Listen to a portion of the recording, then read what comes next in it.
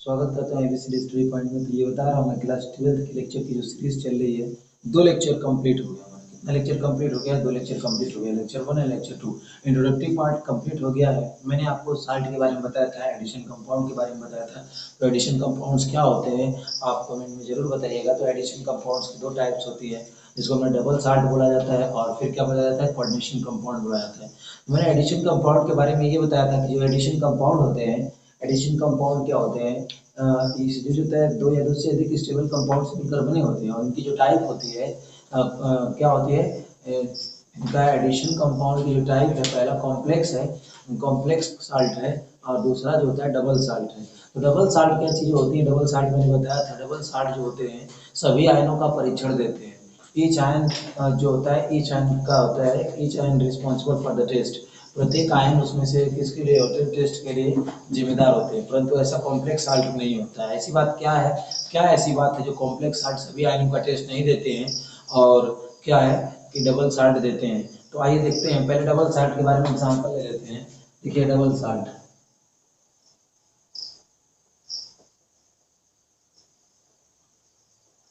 Double salt के बारे में देख लेते हैं। देखिएगा test double part, double salt जो होता है, यहाँ पर एग्जांपल आपका कार्नालाइट है, कार्नालाइट, कार्नालाइट है KCl MgCl2 6H2, ठीक है। ये कार्नालाइट है KCl MgCl2 6H2, ये क्या चीज है? कार्नालाइट है। और दूसरा एग्जांपल आप ले सकते हैं potassium A2SO4, A2SO4 A2SO4 A2SO4 dot 24H2O, A2SO4 A2SO4 dot 24H2O। तो ये सभी क्या चीज है? पोटासियम का फार्मूला है और ये क्या चीज है? कार्नालाइट है।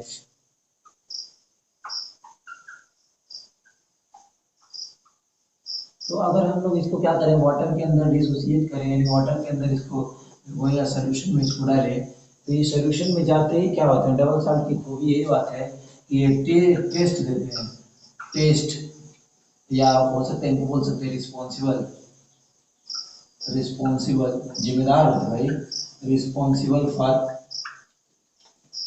Each ion test, each ion test, प्रत्येक आयन के टेस्ट ये देते हैं। तो फॉर एग्जांपल जैसे ही इसको हम ब्रेक करेंगे तो हमको K प्लस भी यहाँ से मिलेगा, ठीक है, Mg प्लस भी मिलेगा, ठीक है, Mg प्लस भी मिलेगा, और साथ ही साथ में क्या मिलेगा हमको Cl माइनस मिलेगा, ठीक है। तो सभी आयन का ये टेस्ट शो करते हैं। कौन? जो डबल साल्ट होते हैं वो सभी आयनों का क्या करते हैं?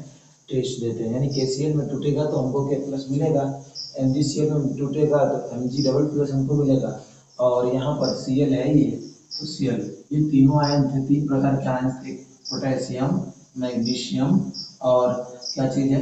मैग्नीशियम और क्लोरीन। तो जितनी बार है इनमें KCl है एक बार है, MgCl2 एक बार लिख दिया, क्लोरीन जितना बार लिख सकते हैं, लेकिन केवल हमें आयन में नहीं तो आयन हमने केवल लिख दिया।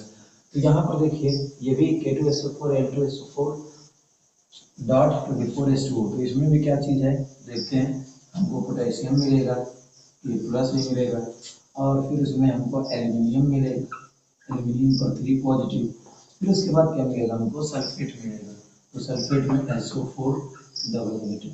तो हम ये डबल साल्ट जो होते हैं ना, डबल साल्ट जो होते हैं डिसोसिएट होने के बाद, टूटने के बाद सभी आयन का क्या करते हैं? ये टेस्ट देते हैं। पर वहीं पर जो कोऑर्डिनेशन कंपाउंड्स होते हैं, यानी कहने का मतलब जो कॉम्प्लेक्स साल्ट होते हैं, ऐसी उनकी टेंडेंसी नहीं होती है। अब यहाँ पर देखिए मैंने एक एग्जांपल ले लिया, आपको ये बता दिया। उसी तरह पोटासियम का मैंने एग्जांपल ले लिया, कार्नालाइट हो गया। बहुत सारे एग्जांपल किसके हैं? डबल साल्ट के हैं। मोअर साल्ट ले लीजिएगा, मोअर साल्ट ले लेंगे, उसमें भी निकाल लेंगे। तो बहुत सारे जो साल्ट होते हैं ना, डबल साल्ट अपने आयनों में क्या होते हैं? डिसोसिएट हो जाते हैं कंप्लीटली। बट ऐसा नहीं है किसके केस में। देखो कॉम्प्लेक्स साल्ट, कॉम्प्लेक्स साल्ट देखिएगा, तो कॉम्प्लेक्स साल्ट में हम इस तरीके से क्या करते हैं? बना लेते हैं, ठीक है। कॉम्प्लेक्स साल्ट में यहाँ पर हम ले लेते हैं साल्ट, साल्ट यहाँ ले लें कैटायन और यहाँ पर ले लें एनायन, क्योंकि ये दो ही पार्ट में टूटी हुई है। तो ये है, इनमें कैसे बोलेंगे देखिएगा, ये कैटायन है, ठीक, और ये एन आयन है। क्या चीज़ है? एन आयन है। तो सबसे पहले अगर हम लोग लिखें तो पहला एग्जाम्पल ही हम लिख सकते हैं K4Fe(CN6) हो गया। जैसे इसको हम वाटर में डिजोल्व करते हैं ना, तो यहाँ पर कैटायन में हमको क्या मिलेगा? पोटेशियम मिलता है, 4K जिसको बोल सकते हैं, कोई बात नहीं, बस आयन ही लिख सकते हैं। तो 4K मिलता है डी स्टूडेंट। फिर उसके बाद यहाँ पर देखिएगा Fe(CN6) पर कितना -4 माइनस। तो हमको देखो, हमको इस कंपाउंड में केवल किसका टेस्ट मिला? पोटेशियम का, और ये कॉम्प्लेक्स मिला, कॉम्प्लेक्स आयन मिला। तो हमको ना आयरन का टेस्ट मिला ना साइनाइड का टेस्ट मिला, ऐसा आपको नहीं मिल पाएगा, ठीक है। तो इस तरीके से आप समझा करिए डियर स्टूडेंट कि हमें ऐसा हमको नहीं मिल सकता। जैसे हम ले लें, आपको एग्जाम्पल, दूसरा एग्जाम्पल ले लें। जैसे आपको हम कहें कि यहाँ पर देखिएगा कहें कि क्या चीज़ें हैं, जैसे Cu या देखिएगा CuNH3 कितने वाले में CuNH3 6 और Cl3। इस कोऑर्डिनेशन कंपाउंड को ले लें, कॉम्प्लेक्स साल्ट को ले लें, तो कॉम्प्लेक्स साल्ट को डिसोसिएट करें तो हमको क्या मिल सकता है? आप देखो बस इसमें होगा क्या, यहाँ पर हमको मिलेगा कैटायन के रूप में CuNH3, फिर उसके बाद 6 टाइम, ये अलग हो जाएगा, वाटर में डाले कौन, ये अलग हो जाएगा क्योंकि बाहर है, और इस पर 3 पॉजिटिव, और यहाँ पर जो है तो 3Cl माइनस। तो इस तरीके से हमको देखो ये क्या चीज़ें होता है, बस कुछ ही आयन के टेस्ट देते हैं। कॉम्प्लेक्स साल्ट क्या होते हैं, ये कुछ ही आयन के टेस्ट देते हैं। जैसे यहाँ पर पोटेशियम बाहर था तो पोटेशियम, और अंदर के अंदर जो आयरन और साइनाइड है इसमें वो टेस्ट में नहीं, हमको सोल्यूशन में नहीं मिलते हैं। और इसमें क्या चीज़ है, ये जो कॉम्प्लेक्स आपको दिख रहा है, इस कॉम्प्लेक्स में क्या चीज़ें हैं, हमको देखो जो बाहर का चीज़ें क्लोरीन और इस कॉम्प्लेक्स साल्ट, मतलब सभी आयन का ये टेस्ट देते ही नहीं। लेकिन जो ये डबल साल्ट होते हैं, देखिए जैसे ही डाले हमने सभी चीज़ों का क्या कर दिया इन्होंने, सभी आयन का टेस्ट दिया। तो इसी से आप समझिए बहुत सारे एग्जाम्पल हो सकते हैं इसके, बहुत सारे एग्जाम्पल हो सकते हैं। आप अगर एग्जाम्पल लें तो इसके लिए बहुत सारे एग्जाम्पल हो सकते हैं, लेकिन आप समझिए, समझना इंपॉर्टेंट है। अगर समझ गए तो ठीक है डियर, तो क्योंकि आप अपने से कर सकते हैं। समझने का मतलब ये है कि आप कर सकते हैं। देखिएगा एक एग्जाम्पल और लेते हैं, K2PtF6। तो जो बाहर है वो इधर जो भी रहता है इस साइड वो पॉजिटिव ही रहता है, तो इसमें क्या लिखेंगे, 2K पॉजिटिव हो जाएगा, पॉजिटिव हो जाएगा। और इस पर देख लीजिए क्या लिख देंगे, Pt और F6, इसके ऊपर 2 पॉजिटिव है, 2 निगेटिव हो जाए। देखिएगा ये डिफरेंस होता है कॉम्प्लेक्स साल्ट और डबल साल्ट में, ठीक है। कॉम्प्लेक्स साल्ट जो होते हैं अपने पूरे आयन का परीक्षण देते हैं, और पूरे आयन का परीक्षण देंगे, पर कॉम्प्लेक्स साल्ट पूरे आयन का परीक्षण नहीं देते हैं, अर्थात कुछ ही आयन का परीक्षण देते हैं। तो इसको नोट करिए, डिस्कस करते हैं।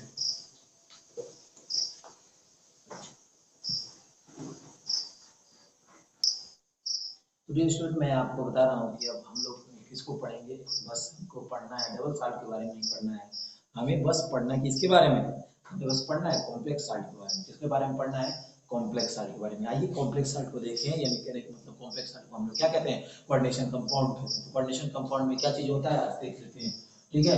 देखिएगा अगर सपोज मानते हैं CuSO4 है, CuSO4 है, इससे रिएक्शन क्या हुई, 4NH3 से हुई, ठीक है। ये कॉम्प्लेक्स बना लेते हैं, इसमें क्या बनाते हैं, इसमें कॉम्प्लेक्स बन जाता है। और कॉम्प्लेक्स में देखिए इसका लाइट ब्लू कलर है, light blue colour, blue colour है। जैसे कॉम्प्लेक्स बनता है, कॉम्प्लेक्स की एक मतलब कॉम्प्लेक्स की एक खास बात ये भी होती है, मैंने पहले लेक्चर में बताया होगा कि कॉम्प्लेक्स कलर शो करते हैं। कॉम्प्लेक्स कंपाउंड क्या करते हैं, अधिकतर कलर जनरली क्या करते हैं, वो कलर शो करते हैं। आपको इतना पता होना चाहिए, जो भी कॉम्प्लेक्स कंपाउंड होते हैं, कॉम्प्लेक्स कंपाउंड के यूजेस बताया था, वो कॉम्प्लेक्स कंपाउंड के एग्जांपल बताया था, मैंने बताना तो कहा कॉम्प्लेक्स कंपाउंड के एग्जांपल क्या चीज़ है। कॉम्प्लेक्स कंपाउंड के हीमोग्लोबिन में एग्जांपल हो सकते हैं, बहुत सारे एग्जांपल तो आई हैं।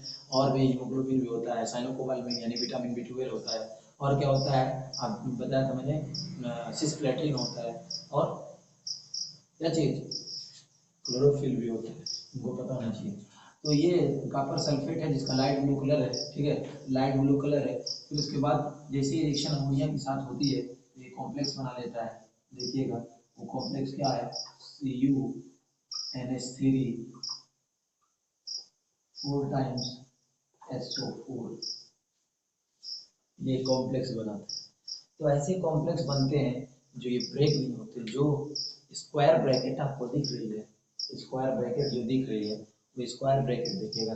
स्क्वायर ब्रैकेट को हम देखते हैं क्या चीज़ है, जो Cu लिखा है, NH3 लिखा है आपने, और फिर क्या लिखा है ये। तो आपको समझना पड़ेगा मेरे प्यारे बच्चों कि CuNH3 फिर आपने क्या लिखा है, 4 टाइम्स लिखा है, फिर इसके बाद SO4।